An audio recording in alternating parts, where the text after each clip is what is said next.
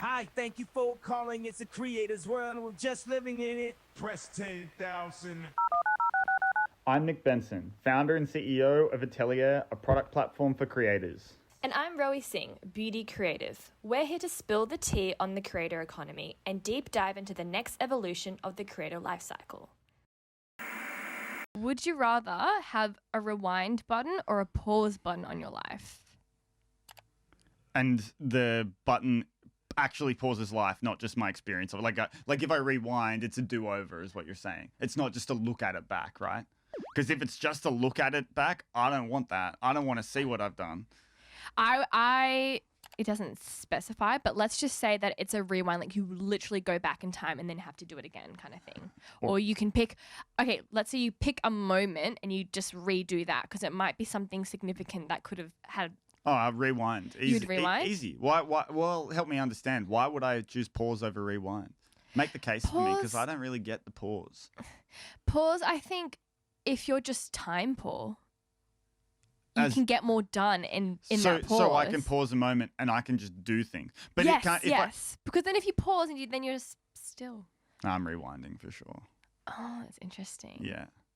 I'm pausing. Wow, I don't really understand. Well, I don't understand why you're rewinding. Because I feel like once I do something, it's done. And if I rewind, then you might... Okay, so you might... But it's not done if you've got the rewind button. Once you do something, you can do it again with the rewind button. Yeah, but then you might get stuck. It's like Have you not seen Groundhog Day? It's one of my favorite movies. And he learns the piano. But he that speaks gives French. That's so interesting. Yeah, See, yeah. this is why this is interesting because that gives me anxiety. Right. Having to redo something. Like I've had a moment where I've had just like... It was just an embarrassing moment for me. And the amount of times where I'm like, I wish I could redo that. Tell me the moment. No, I can't. I can't tell you. I don't think you can say that on a podcast. I had this thing that I can't tell you about.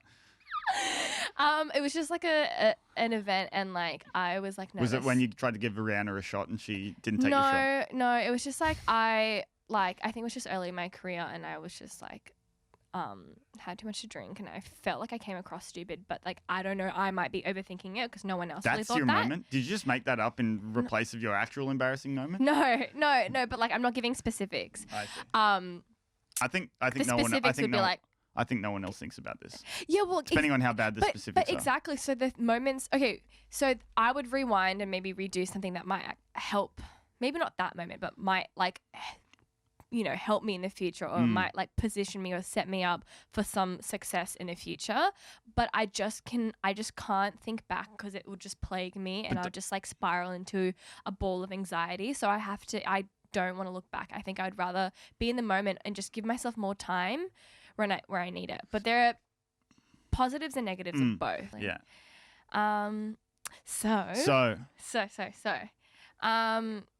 So yeah, I've spoken, I feel like I've gone through my journey as a creator. I've talked about like how I've established myself, my tips in the industry, but something that I haven't really talked about is just like, I think the general challenge of being in this industry, right? Because the grass is always greener. I think I went from being like, I hate this 9 to 5, this corporate life. I'm ready to sort of jump out and do something creative. And then you jump into that and you're doing it. But then all these other challenges, like these new challenges. Absolutely. I used to get in trouble with an ex of mine where I would talk about like the luxury of a full-time job. Because like I've kind of done my own companies for a while now. And like, at that time I didn't know like paycheck to paycheck. Like I would have to make that happen every month. And then I'd be like, yeah, it's just nice. Like, even if you feel like you're not getting paid a lot, it's just nice to know that every single week or fortnight you're going to get like thousands of dollars in your bank account. Yeah. And it doesn't matter how you perform and there's no pressure on that. There's like, that payment is completely abstracted from the things that you do to a point, obviously, but it's like, yeah, I used to just be like, it's such a luxury. And she'd be like, don't say that. Don't what say you do that. is luxury. I know. People would curse at you. People listening to it would be like, absolutely fucking not. So sorry, everyone. So sorry. But yeah, I think it's interesting. I think because we've seen both sides of it. And I mean, sometimes I do wish I had routine or structure or like a reason. And I would say that you're fairly routine driven and structured. Like, yes, I have to give myself structure. Otherwise, I feel like I would lose myself. Like I would just go completely rogue and maybe not get anything done or just take a path that's just like that wasn't set out for me. So I have to give myself my own structure, because I did quite like that about corporate, like the corporate life and how it, you know, there was a sense of routine and you kind of knew what was coming, and, you know, the challenges that you could face, you could work through. It required, you know, thinking, but when you're sort of going rogue and you're doing your own thing, the challenges, you can't prepare for it. Right. And you're thrust into it. And I think that's the risk of it all. And it's, you know, it's rewarding, Yes. but it's... I mean, this is back on our risk appetite conversation where it's like people would see that as a risk, but I would say that, like, I mean, same deal. Everything is a risk. Everything is opportunity cost. You do this, you don't do that. You do that, you don't do this. Yeah. And like, I mean, that's unless you've got like a pause or a rewind button and you can do all the things, then yeah. Yeah. No, I think... yeah, that's the question, and I think that's the challenge coming into this industry. Right, that was sort of the first thing, and then I think the other thing as well is just I have slowly started to realize that, well, even straight up, that the influencer industry is not regulated at all. So, for example, I come into this career, right? Like, this is a career now. It's a career. And it wasn't 5 years ago to me. It was a side hustle that could potentially turn into something. Right. But now this is a career, but there is no one avenue to get into this career. I mean, there's no degree, or like there's no sort of, I don't know, program or something that you need to do to become qualified to become an influencer, because anyone can do it. Right. And that's the beauty of it, but that's also sort of the curse of it all, because people come into the industry at different angles and different places, and everyone is sort of making up their own rules and there's no standard.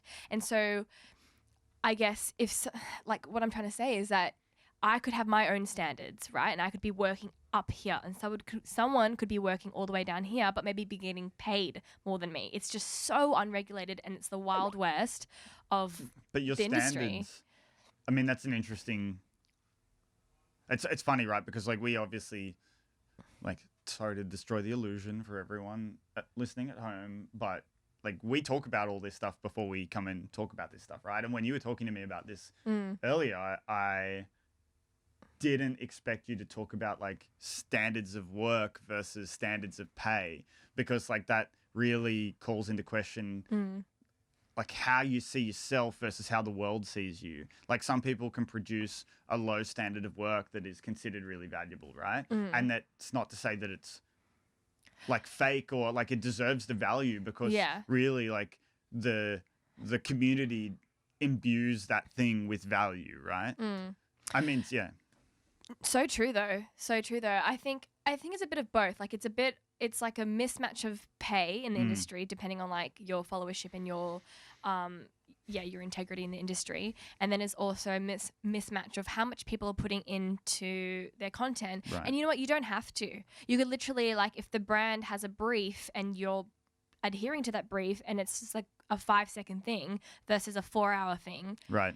That's still work. And like, as long as you're hitting the brief, like, that's fine. But it's just, for me, for example, right? So like when it first started happening with all, like, you know, people posting bikini photos and that they would cash that check, and I'm sitting like, that doesn't work for me. Like, I have to create like a full-on concept, a full-on look in order for that to go live. Right.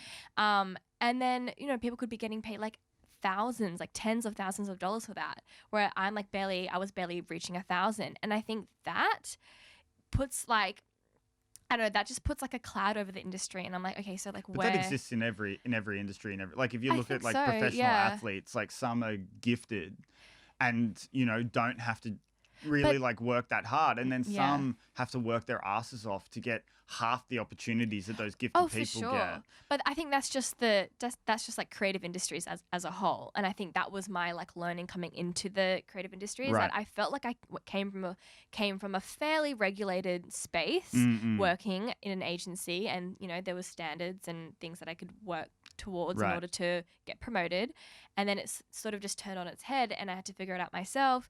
And I guess as well, because I'm working so siloed and by myself, and I don't have like a partner to be like, all right, like, where are we going? Where are we headed? Are we being paid properly? Like, this was before I had an agency. Yes. I was all figuring it out by myself, and sort of, you know, I was just taking stabs in the dark to see, like, you know, how much I can charge. Like, I was undercharging. I was charging, when I started in this industry, I was charging like, I was like $40 for a post. Like, it was wild, and because I had no idea. Like, I can't believe that's your fee. I mean, I think we probably will book you way more from now on. Now, knowing that. Like, that's great. Let me just write that down. 40? You said 40, right? It's in writing now, so we can't change that. Yeah, it's like on 2 cameras and 2 mics. No, I mean, like, I think that just like touching on something that you said before about like, or like that idea of talent versus work, or, you know, like someone posting bikini photos because they've like naturally got a crazy body versus, you know, someone who has to like build an entire makeup look in order to get recognition. I think that there's a level that of learning how to work that will put you in good stead to have longevity in your career. Yeah. And I think that is like that's like the hidden silver lining to that is that you know how to take something, or, you know, and turn it into something really big instead of just having it happen to you and not knowing why and not really having to engage with why. There's an interesting like Red Bull have this like Red Bull Academy. It's like actually an Australian like neuroscientist runs it, and they will take like elite high performing people from, you know, all kinds of industries, might be an executive, might be a sports player, and they'll teach them about work and about failure. Because like if you get you know, the star football player who was a star when they were a kid, they were a star when they were in high school, they had that natural ability, gifted, and then they hit like the college, or they, you know, sign into the NFL or something like that, and they've never failed and they've never had to work that hard for it. What's going to happen when they do fail, or when they meet people that are on their level? Because like that's a mental thing that you're fit. Like, you know, Rowi, you've been like working hard at what you do for a long time. That makes you work fit. That makes you like attuned to your environment. It makes you attuned to the amount of work that you've got to do. So like what this academy does is they put these people in scenarios where they're failing, and failing hard. They simulate failure over and over and over again, so that these people know when they fail that, or like actually the people, it's more for like the coaches, the management, they can be confident that when this person fails in what they're doing, they will know what failure feels like, and they will be able to deal with it and stand back up again. They know what hard work feels like. So like they'll get like a, you know, star quarterback to do stand-up comedy, or they'll get them to do like bomb defusal, or all these like left field, high stress, high anxiety, high potential for embarrassment. Just thinking about it, but if you do it over and over, you inoculate yourself against the fear of failure. You inoculate yourself against the fear of work. Like Rowi, you know how to work hard, man, and that's amazing. And I think I needed to have those moments of me charging $40 and then talking to other people in the industry to know where I'm headed next and how to build myself and how to sort of, I guess, sort of quantify my self-worth. Right. But that was, I guess, if we can break it into like learnings, that was the biggest thing that I came into the industry being like, okay, this is what I need to learn. I mean, I realized I wasn't charging well. Right. I guess that's why I got management, because they are able to help me sort of like value or like put a number to my self-worth, and sort of, I don't know, give me some sort of, give me some sort of an idea of where I sit or where I stand in the industry, because you just don't know sometimes. I think also the industry is maturing to a point. And I don't think I would necessarily call it mature, but I think it's maturing to a point where, like in those early days, brands didn't know what to pay for things. No. Right? Like you could get a influencer with 1 million followers who couldn't fucking influence shit. Yeah. Right? And you could get an influence, obviously like a micro influencer, nano influencer, whatever, with like highly engaged community. Yeah. We know that now. Yes. But then they didn't know that, and so they were would throwing money into the air and seeing exactly what right. sticks. Yeah. And so like I think that level of maturity of the industry is going to smooth out some of these bumps over time. I mean, like I think some brands will always be exploitative, and you know, they'll always be looking for the arbitrage moments. They'll always be looking for the moments where they can get leverage over smaller influencers or younger influencers or unrepresented influencers. Right. Yeah. Like I think that's probably something that some brands will even unconsciously look for. Yeah, but as long as the influencer or the creator is sort of building their own worth aside from that, so they know that when that brand comes to them saying, hey, can you post in exchange for, like, I'll give you a dress. Like, people need to know that that is a tool. Like, being given a dress is a tool to create, not compensation. And I think as long as the creator themselves learn that and get better at like pricing themselves and get better at sort of like acknowledging their self-worth, they can avoid those moments where they're sort of undercut or not valued. Do you think that's an easy thing to say as someone who gets paid really well? Like, as like if you've got like 30,000 followers, and like I would say if I was that, right? If I was a small influencer, I'd be going and doing as many jobs as I can. Yes. So this is a whole nother thing. Right. This is a whole nother thing in the industry. So this is the problem. You have influencer A who has come in and maybe they've reached like 100K really, really quickly, and they're not quite well versed in the industry just yet. So influencer A is excited, they're new, and anything that comes their way, they're taking it. And they may be undercharging, and they may be doing things for free in exchange for product. Influencer B has worked really, really hard to build up to that 100K. They know their worth. They've practiced day in, day out. Like, they know what to charge. Sure. And so they come in being like, all right, I know exactly what this content is worth. Yes. This is my budget. Yep. But then if they're working for the same brands, they're going, oh, well, this person did it for free. Totally. So they're going to turn to you and go, hey, your budgets are way too high because I'm getting someone of the same influence, the same value, who's doing it practically for free. Yes. And that is where the mess is. That's the trash totally. of it. But both, like the person doing it for free and the person like charging their worth, both are within their rights to do that, right? Within their rights. Absolutely. But then it's like, I had this what makes it right? What within their rights, but is it right? Like, what is right? Well, exactly right. I think that's like spot that's on. The question. Like, so way back, like it feels like another lifetime ago, I was a photographer, and Wow. Yeah, I know. And I like I straight out of uni, like was not really charging that much, but like, I guess obsessive high quality of work. And I met a very famous photographer in Australia who I will not name, and Beep it out. I wanted a job over this person, and we met at an event, and I don't know how this guy found out that I had won that job, or I don't know, because it hadn't been published yet. Yeah. And he was like, let me tell you about what's wrong with your charging. It makes it impossible for the rest of us. And I'm like, I don't care. It's like, if I charge what you charge, they would hire you and not me. And I would get no jobs, and you would, like, he's trying to build a moat around his business to protect himself against people like me. But it's like, his structure, the idea that he has about protecting his industry is not protecting his industry, it's protecting his self-interest. Right?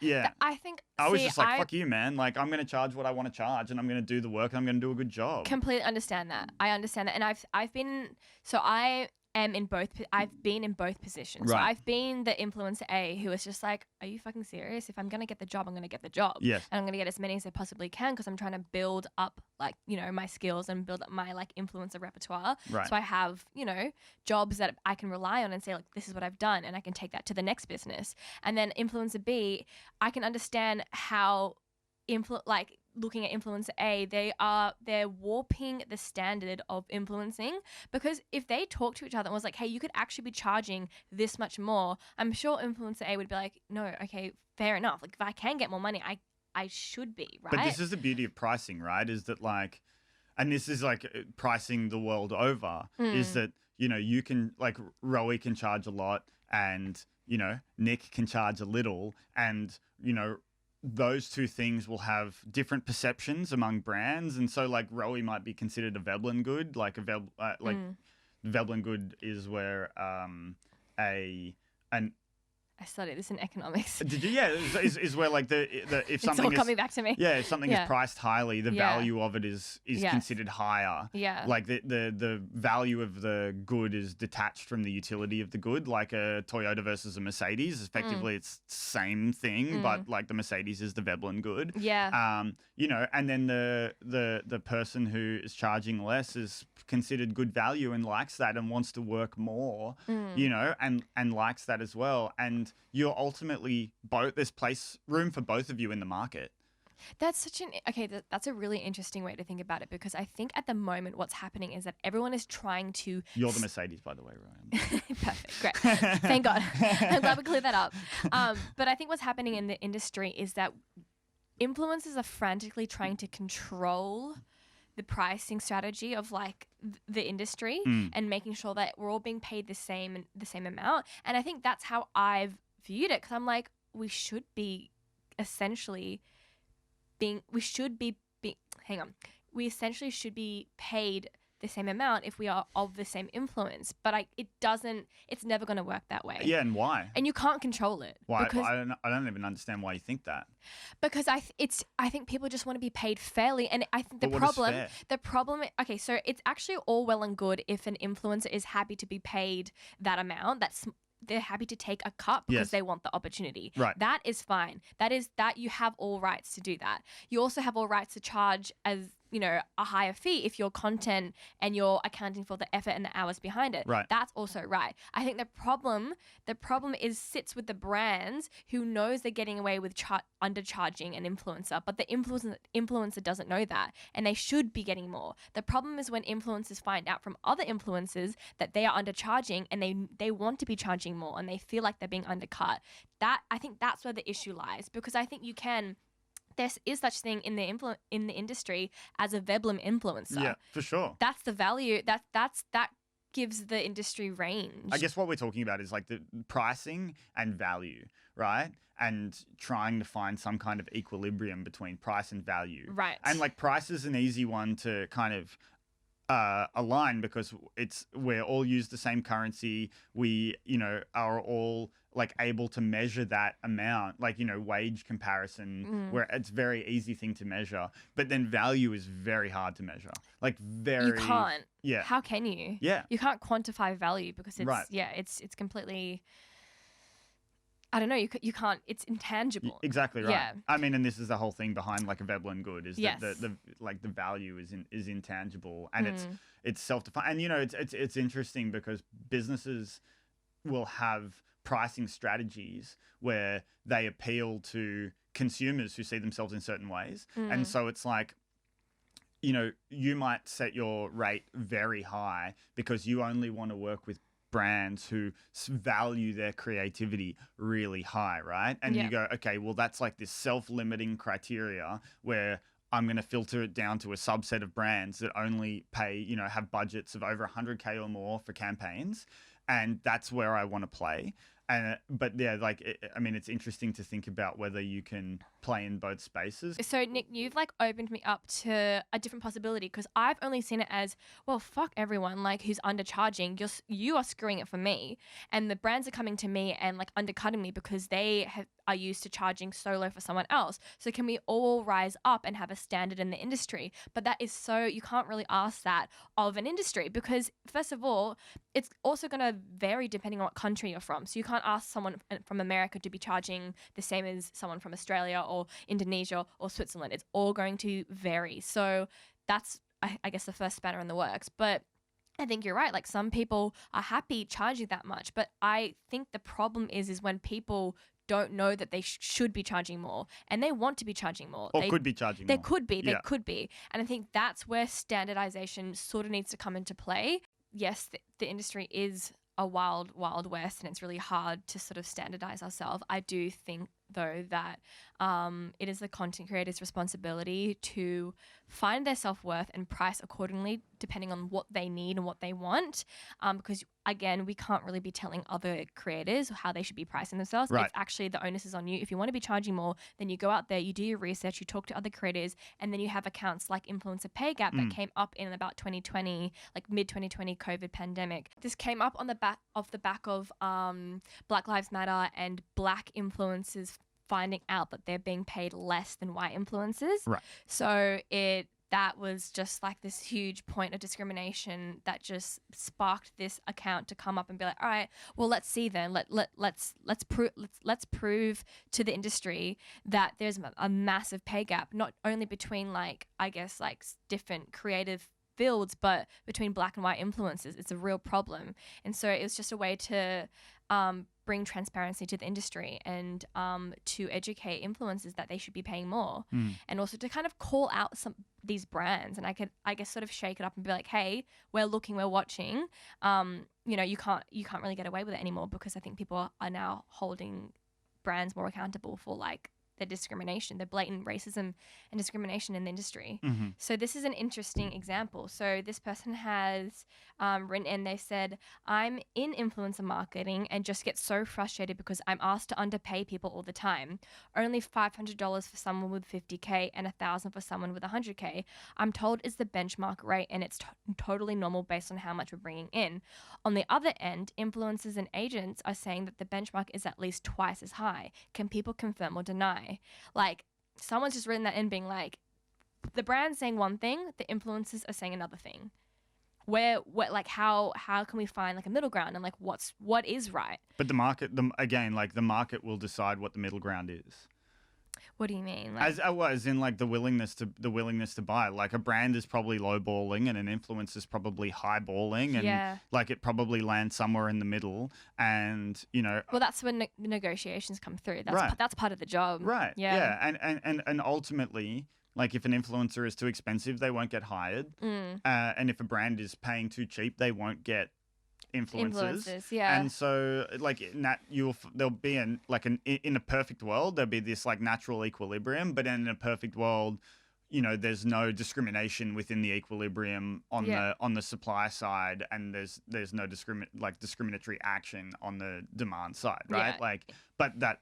And this is so many factors at play. And this is the challenge, right? This is the challenge. Yeah. So I think if we were to find like some solution, like just like a hypothetical solution for this situation.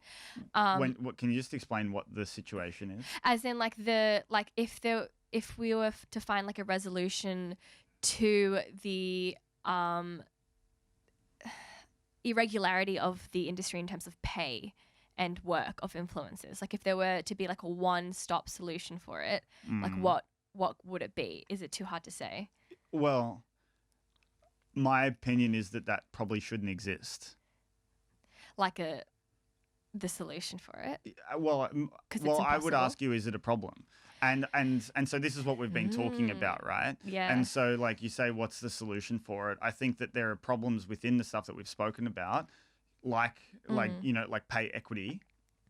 That's a big problem. Where a POC influencer is paid less or offered less by a brand. Yeah. Right. And so I think like you mentioned this earlier, where it comes down to the brand and the choices that the brand makes. Like, as I say, like paying a POC influencer less than a white influencer for the same job, like if they've got similar reach.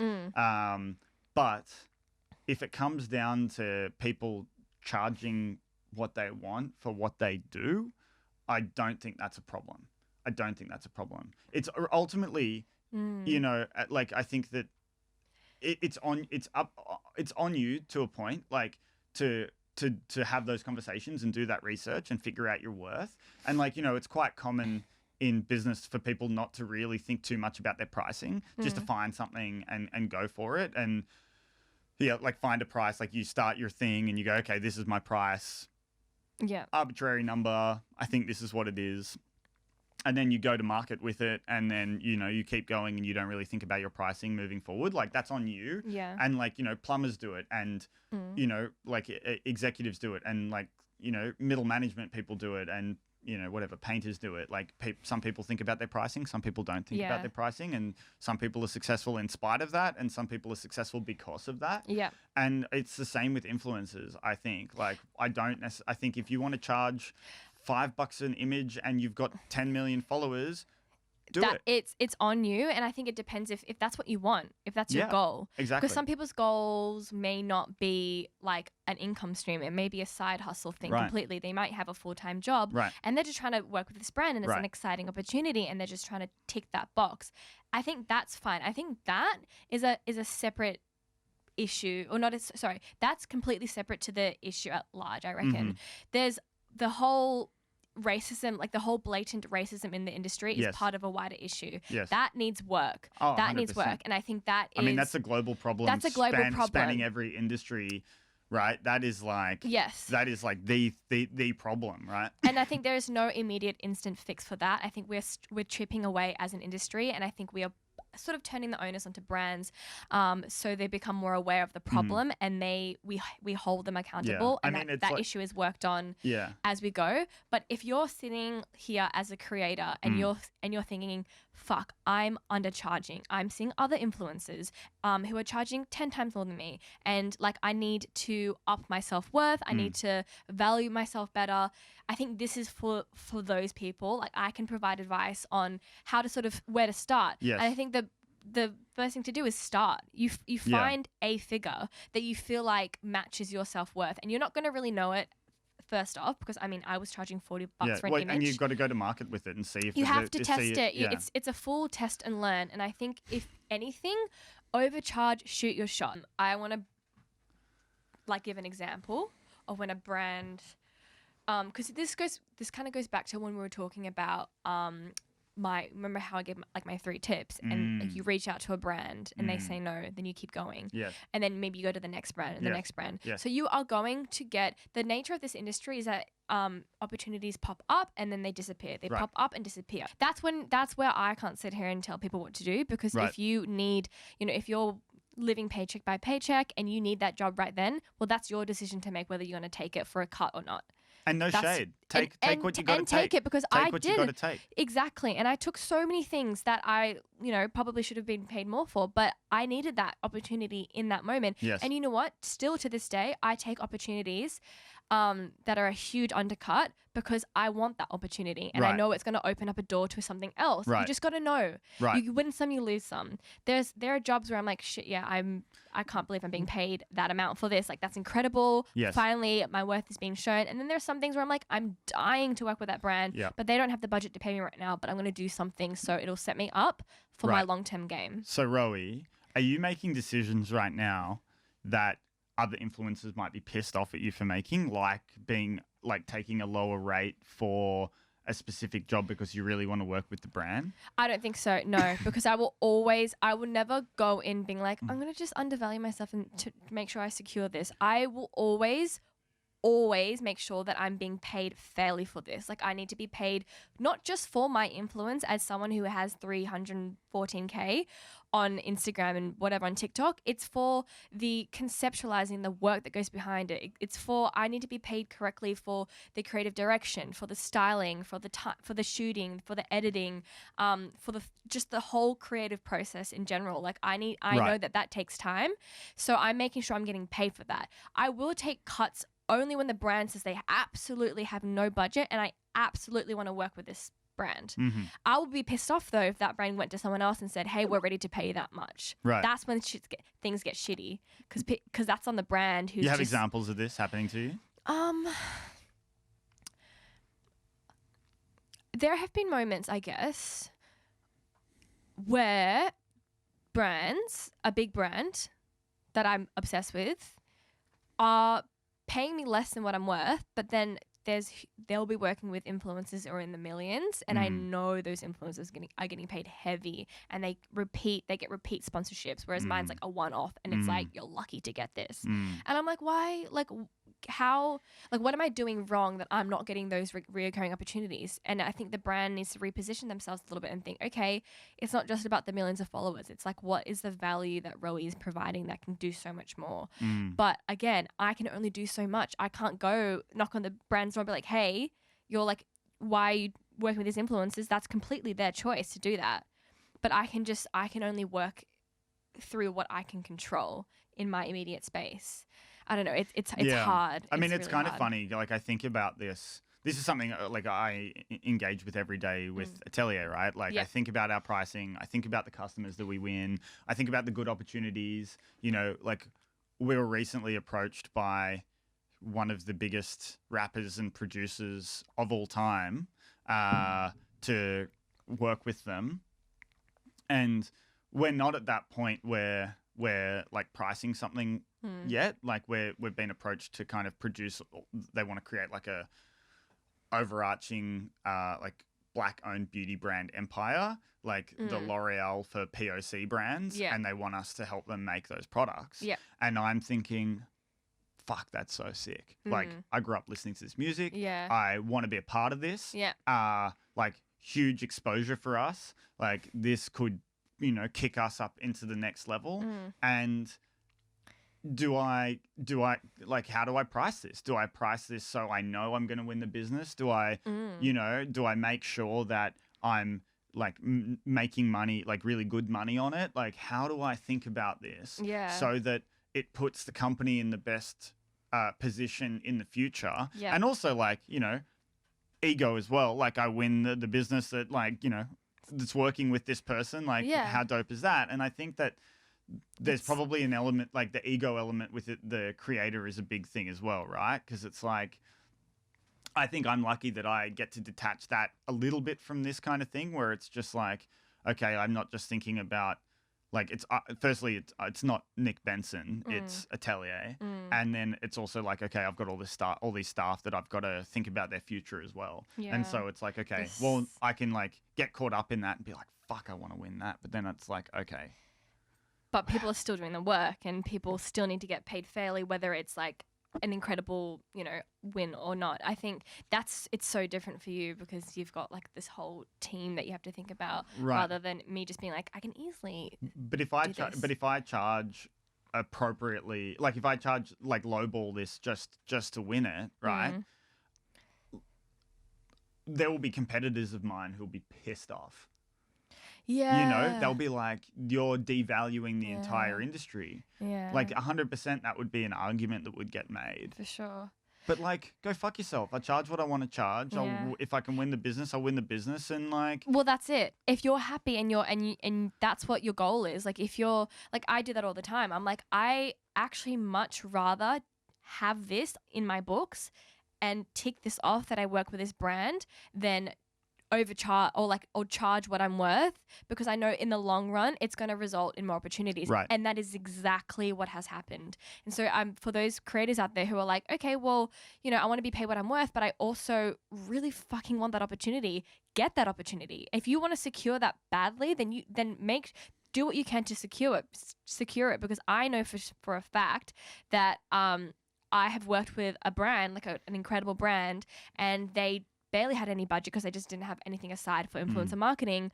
But I created hella good content for them. Like, I went out of my way, even though I wasn't being paid a lot, to create amazing content. And I have worked with them on a repeat, you know, basis since. And that has been far more valuable than maybe just like that one-off opportunity that would have been priced a lot higher. So again, it's a long-term game. So would you say that the playbook then is, it's not necessarily like know your worth, because that's like, you have to know your worth, but that's an amorphous thing, right? Because like worth right now, like when like it might be the size of the paycheck, but like in that instance, like you took a chance, yes, and then it paid off in the long term, but you didn't know it was going to pay off in the long term. So maybe the lesson is try to make sure you're working with reputable brands and reputable people who. That's part about knowing your worth, isn't it? Like working with a reputable brand that you feel like you need to grab this under your belt, like you need this opportunity, I think might be part of constructing your wealth. Because like this like long-term strategy is, I would argue, is maybe not the same thing as talking about like the pay gap, you know, the influencer pay gap, because like that pay gap is talking about job to job, whereas like someone might be charging a lot job to job, you know, like knowing their worth in that way, but they might not be really good at being strategic, and they might have a really short lifespan, whereas like someone might be really good at being strategic, might be undercutting that influencer and building a name for themselves, and then they might have like a 20-year career because that's the way they think, that's 100%. The way they work. And so I guess like, yeah, how do you, like, there can be, I guess like when I think about this, I just think there can be no shade. It's like, if do what you got to do, I guess. Yeah, and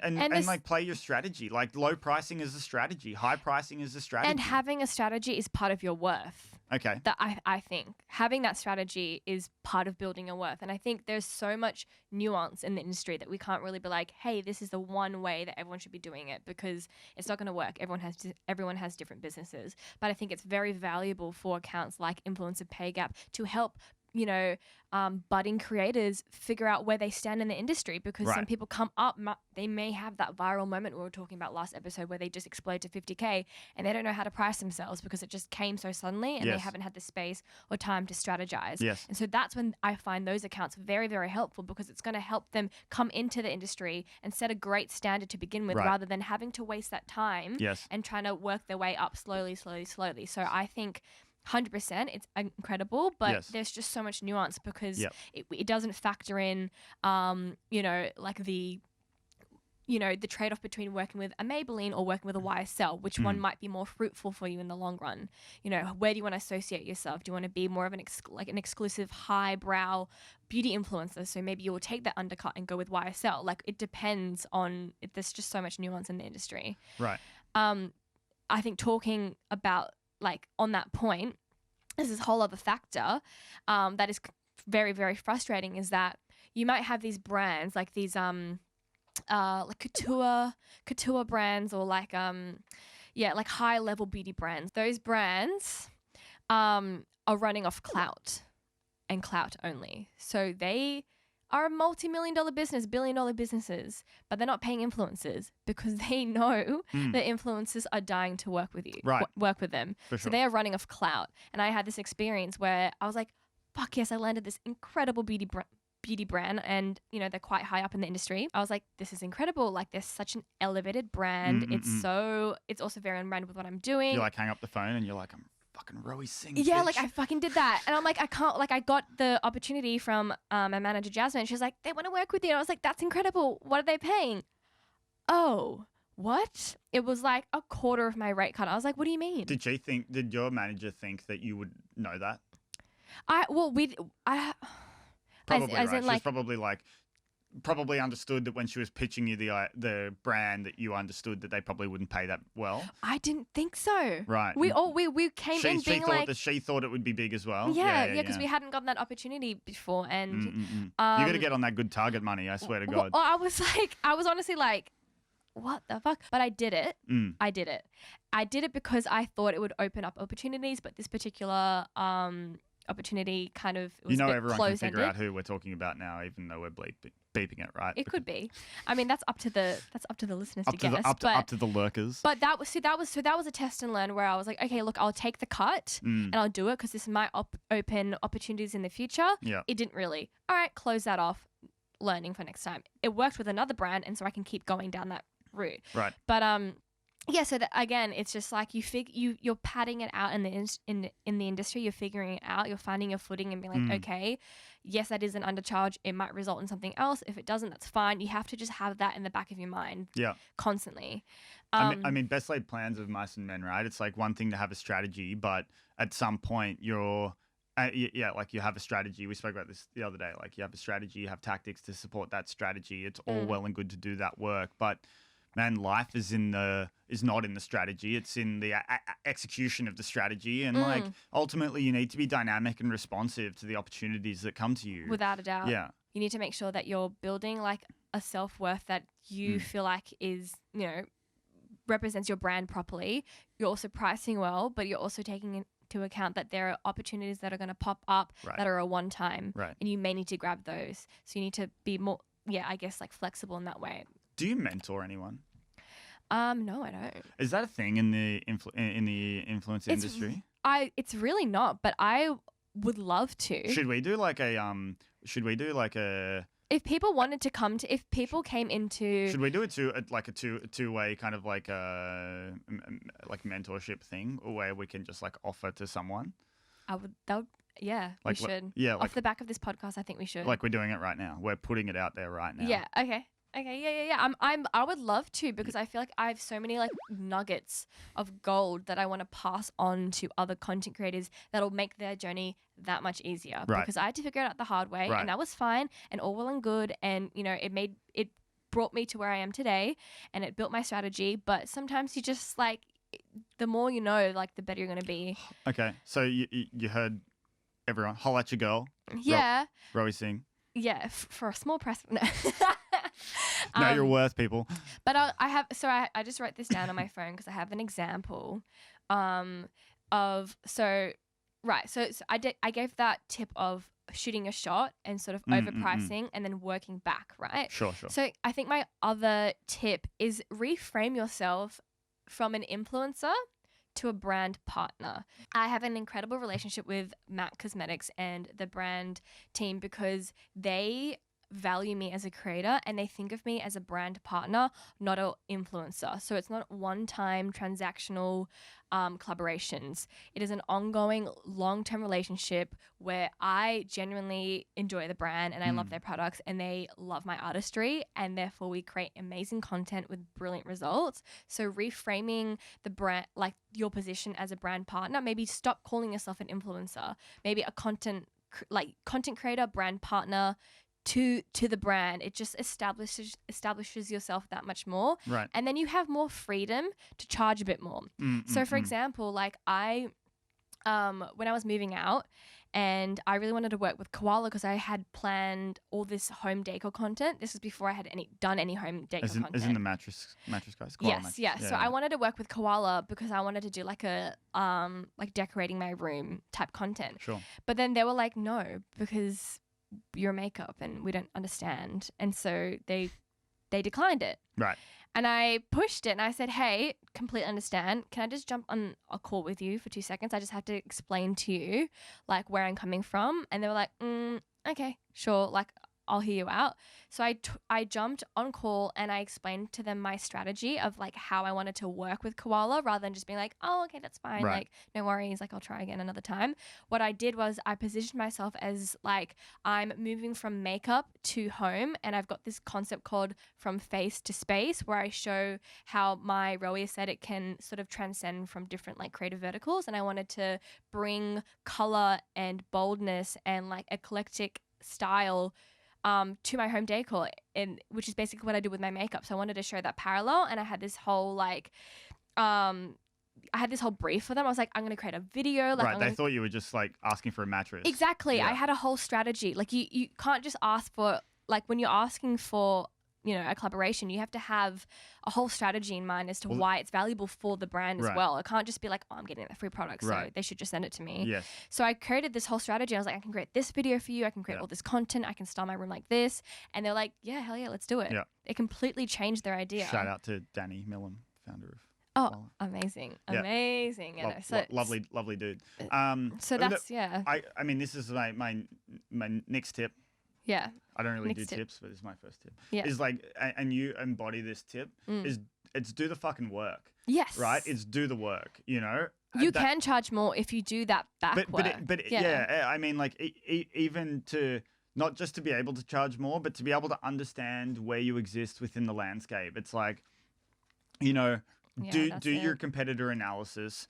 You know, identify the brands that you want to work with, understand their businesses. You know, do they have a strong like influencer program? Do they not do it at all? Like, how do they engage with the world? How do they engage with their brand and their, you know, like how do you plan on doing that? Like, I think always, you know, whatever you're going into, even if you book a shoot, learn about the brand that you're going to be a part of, like understand how your aesthetic can align with theirs. Like, you know, plan your day so that you're easy to work with. Yes. You know, like do the fucking work, make it easy. Like it's a, you know, it's not their privilege that they get to work with you. It's, you know, it's a relationship, and like any relationship, you work hard for it and it gets better. Like these things don't just happen. Like always do the work. Do the work and keep building those relationships, because it's going to pay off in the long run. And consider yourself not as an influencer, but a brand partner that has real value to the brand's business. Right. As soon as you start thinking that way, they will too. Can I guess? Yeah. Is it a dumb guess? Is it Rowena? Yeah, it is. Yeah. Okay. Yeah. That makes sense. It's like being Nick and being like, Rowi, do you know what my full name is? It's like, it's the obvious one. It's not that obvious though, I feel like. Rowena is a bit. It's a bit. Does anyone ever call you Weena? In high school, bro, in high school, people are so fucking annoying. shout out to those motherfuckers. People in high school, yeah. I like it. I like it for fun. you. No, people called me Weena Singh. Weens, which was like okay, but still not great. Yeah. Incidentally, Ween also your favorite band at the time as well. So. What? Definitely doesn't know who Ween is. Who is Ween? You would know Teenage Dirtbag. Oh. That's Wheatus. Oh, that's Ween. What did Ween do? We always have like an old rock music. Yeah. Ween was. Ween. I know, and this is the part where I sit and can't relate. I'm like, yep. Fuck. Cut it out. Understood. Okay. Cut Nick, it out.